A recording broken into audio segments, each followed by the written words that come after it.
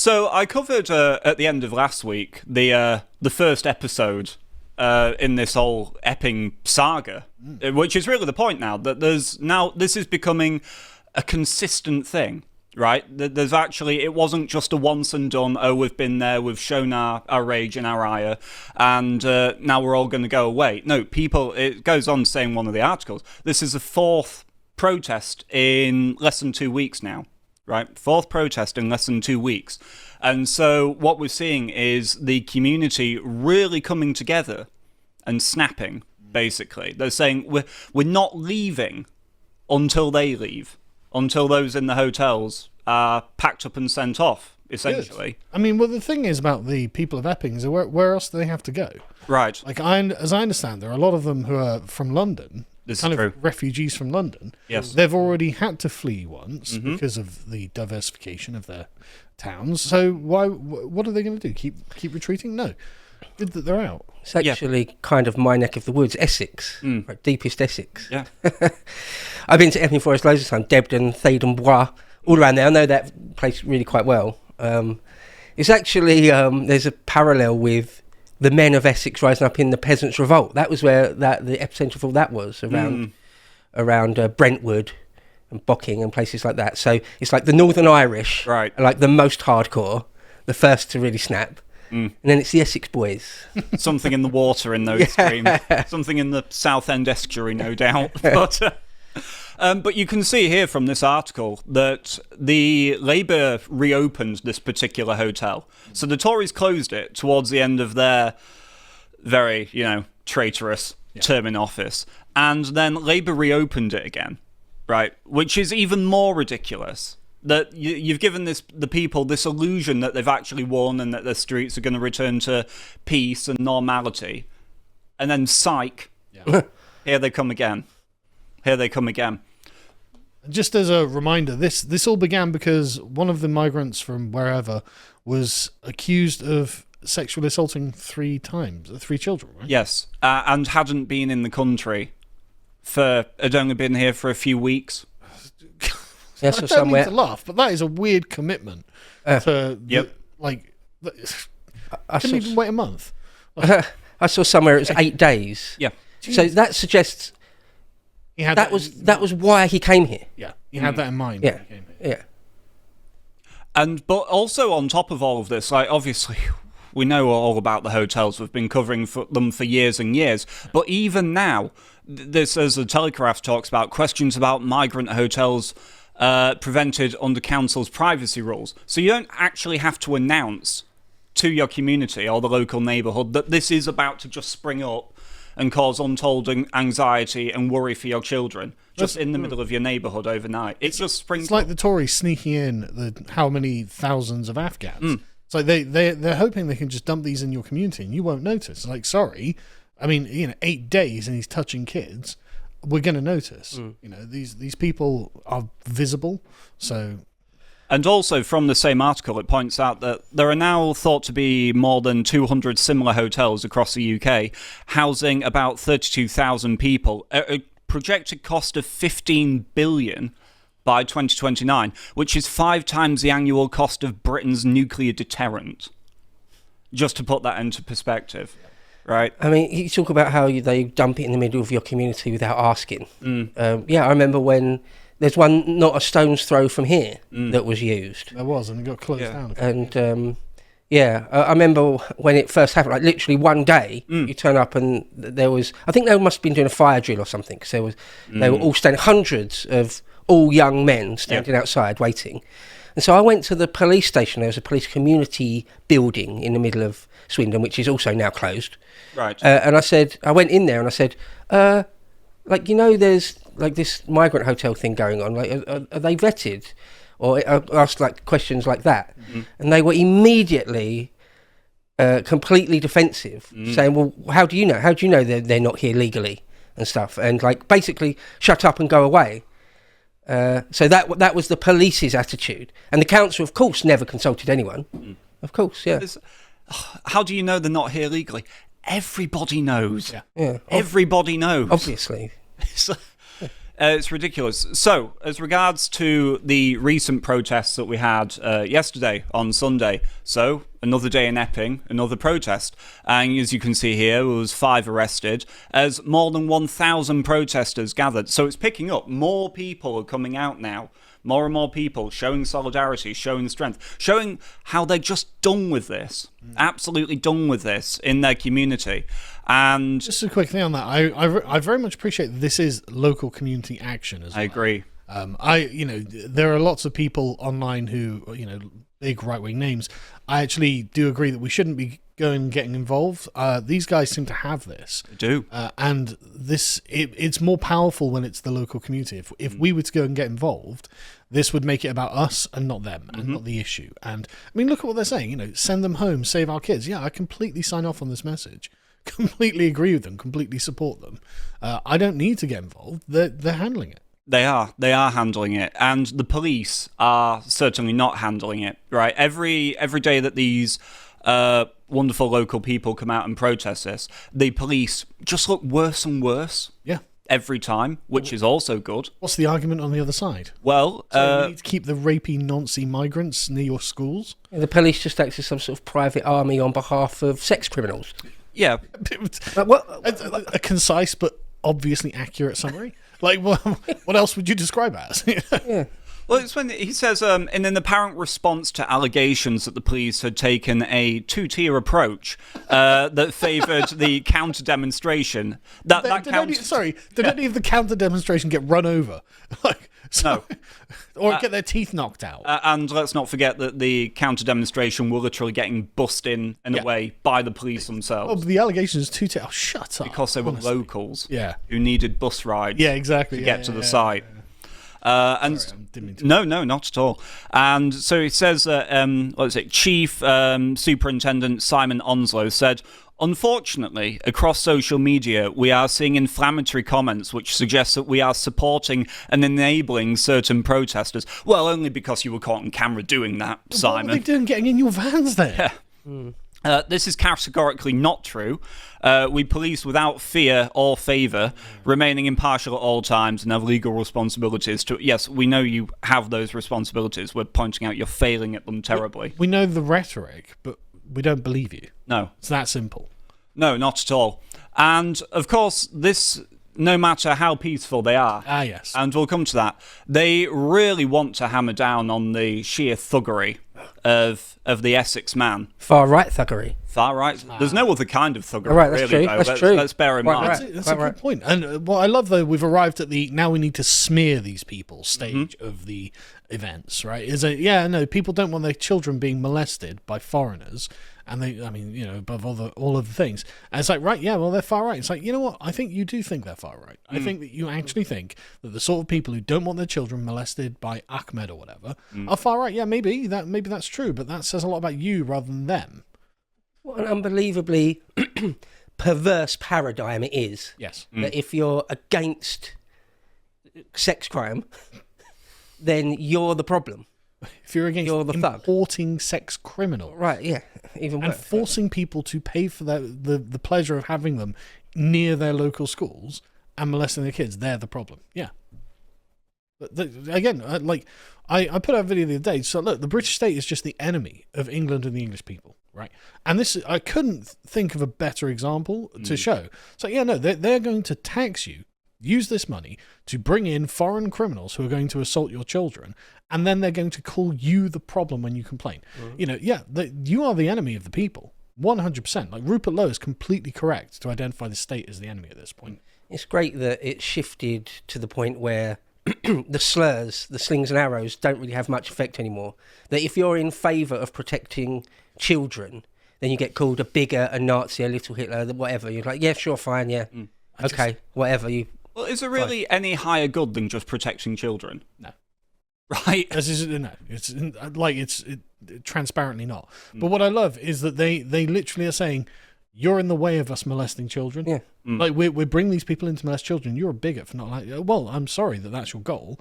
And I'm sorry that makes me a bigot, but I'm not going to back down from my position on this just because you think that makes me a bigot. I mean, maybe, I don't know, but I'm not moving from this position. And that's just where it is. Sorry. No, not at all. How's this for a threat, though?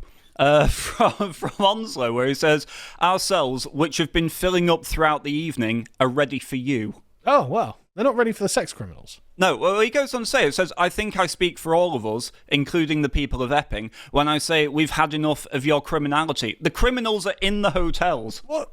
Right, they What are the you criminals. talking about? Right, just Fantasyland.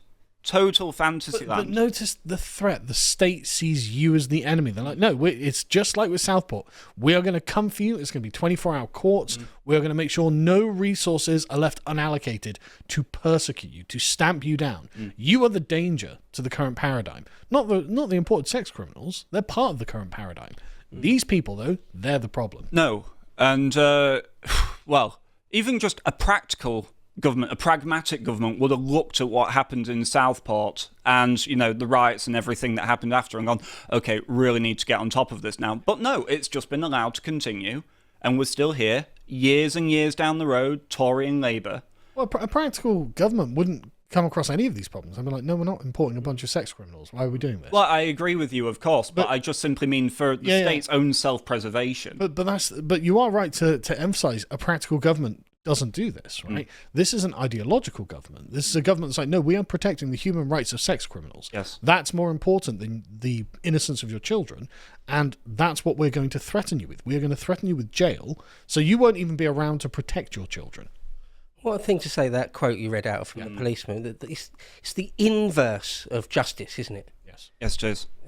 Again, the word perverse comes to mind. They've perverted what justice means. So you have here the police arriving yesterday, and it's just the numbers that they're bringing in to protect this hotel. It's not a huge town. No expense will be spared to protect the clients of the regime. And so you have this, the mounting, but then when you look at just the people who were turning up yesterday... Save our kids! Save our kids! Save our kids!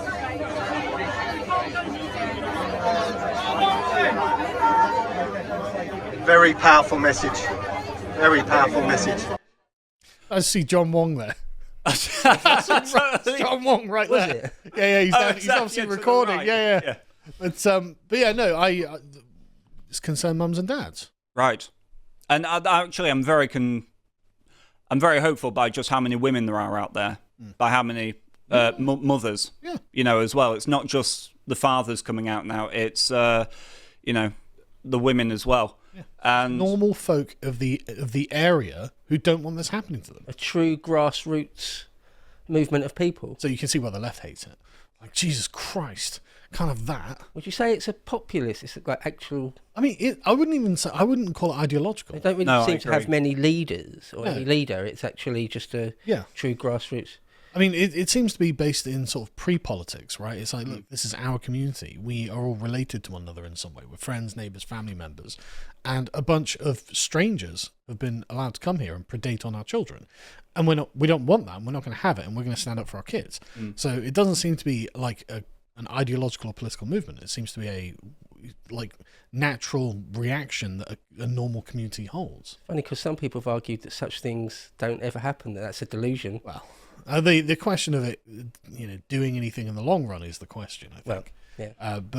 Well, I agree with that point, but on this is, let's face it, a smaller scale project, right? This is all informed by just one objective that everyone in the community can get behind: close this hotel. Yes. Right, and protect the kids. Yeah. It's basic, Small it's simple, victories. it's pure, Yeah. and so I think that will give it legs because Yeah. it's not a complicated issue. There's not really any minutiae or having to quandary on, you know, the morals of it. There's no moral argument on the other side of it, Right.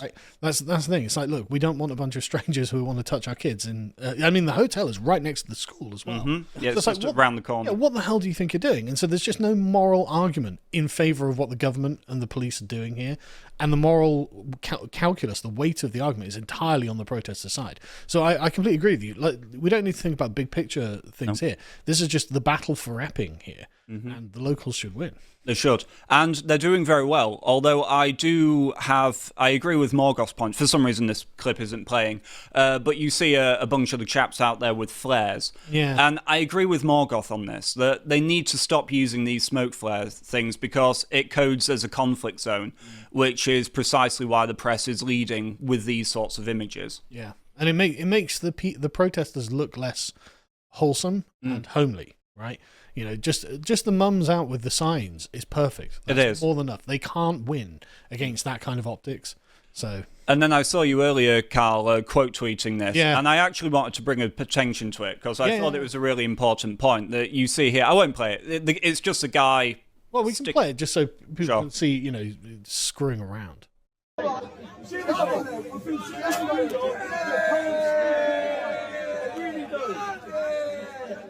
Come on, boys! Carl, you had a point on this. I think so. Yeah, about the fact that, look, this is serious, right? This isn't a lark. This isn't a jolly. This is not a serious person who is in harmony with the actual messaging of what's going on here. Yeah. Right? This guy doesn't come across as trustworthy. Responsible. No. Like he actually cares about the issue. Right. So he shouldn't be there. Yeah. Right? Especially when things are going really, really strongly, as I say.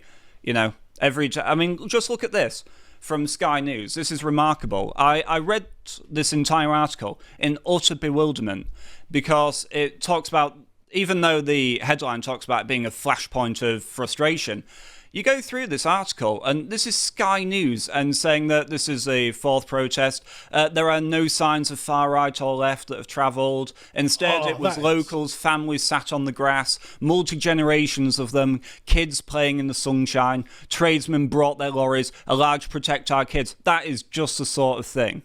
This reporting is just unthinkable 5 years ago. Like, everything that we ever did, they were just like far right, far right, far right. And now there was no sign of far left or far right. Instead, it was locals. That you couldn't ask for better headlines. Gave them nothing. Exactly. It's perfect. You couldn't ask for better reporting. Like, shocked that it's come from Sky, frankly. Even Sky, like, God, are we really defending the foreign pedos? Are we really standing up with that? Are we? It's like, well, you have been, Sky. Well, they have been. Yeah. Who wrote this article out of interest? Yeah. So go to Dan Whitehead. Whitehead. Okay. Never heard of him. But Dan the man. Yeah, well done, Dan.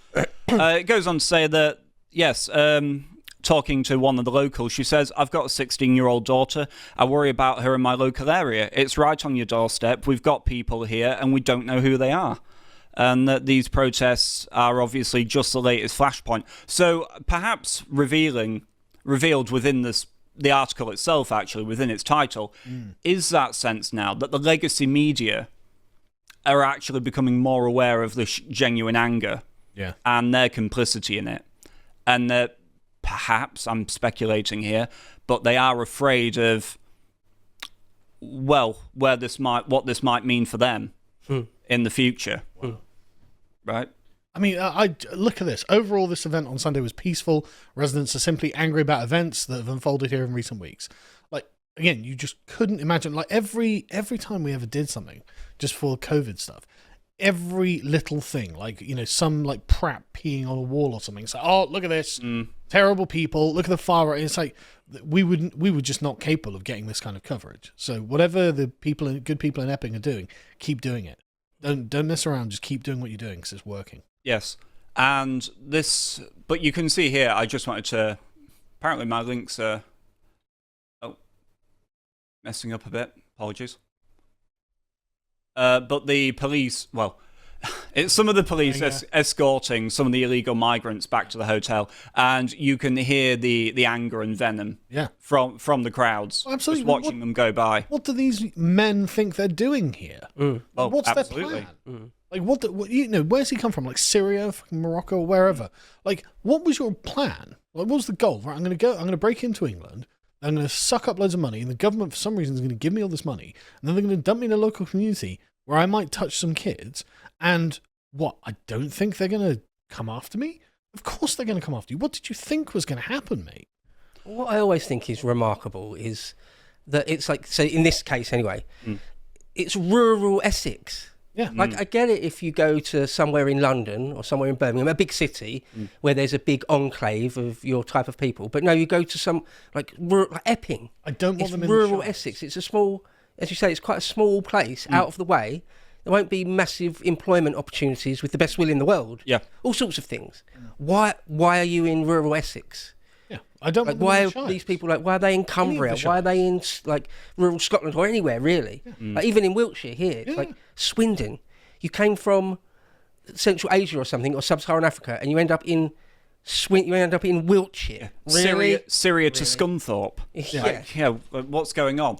So this woman, Jack Hadfield, was down there reporting as well, and I think it was just really worth listening to this local mother speaking. My children went to Epping St John's School, and I was parent governor for 4 years.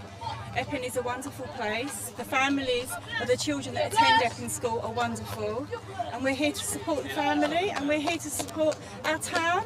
What's happening, how we're being portrayed is not correct, and we're here to make a difference. A strong message from strong women. So what's the placard that you have here? We felt a lot of the press were incorrectly reporting us on Friday morning after our protest on Thursday. And so we just wanted to make it really clear that we're strong women, we're mums, we're sisters, we're aunties, we're parents of the area. So we're just here to support. Yeah, No, it's the homemade signs, right? Unlike the stand up to racist protesters with their rent a mob, mass produced signs, these people have got a cardboard box because obviously they don't have the equipment to. Well, I don't have the equipment to go protesting. Right, we'll just paint it on this because what else have we got? No NGOs backing them. Yeah, exactly. No NGOs backing them. But yeah, just pure perfect messaging. Yeah, Perfect completely messaging. correct. Giving them absolutely nothing. Just British people before boat people. Again, another homemade sign on a piece of cardboard. No, piece of cardboard. And so, but obviously Epping is a microcosm of frustrations felt all over the country now. All over the country. Take this example of Fury as 90 criminal charges are brought against 41 migrants. So 2 crimes for each of them in this taxpayer-funded hotel in London. And how many people can possibly be living in the hotel? Like 200 or 300 maybe? When 41 of them out of like 200 have double criminal charges against them. You've got to ask, well, there's a problem with the people themselves, right? I mean, like, what proportion of people have to show this sort of level of endemic criminality? But we go, no, I think it's the group. I think it's the people we've decided to put up in these hotels. Endemic criminality, absolutely. Again, it's difficult not to come to the conclusion that that's why they're here. The calculation was, in their homeland, well, if I can get to Britain, then I will commit all sorts of crimes and sex crimes and take the free stuff. And that's why I'm doing it. And the That's human why I'm rights gonna go. lawyers will protect me. Yeah. And we've seen by their TikToks that is what they think. Right, and they explicitly Right. say it often as well. Right. So brazen. And so, yeah, obviously we know that it's not just Epping. This is obviously felt the country over in all sorts of hotels, as I said before. They didn't even tell them that they were going to be put up in the first place. These just hives that have sprung out, and all of a sudden you're going to bed every day thinking about, oh my God, is my kid going to be safe on the school walk tomorrow? Things that you just shouldn't have to contemplate living in the United Kingdom. And it's such an evil that the British state has brought them all here.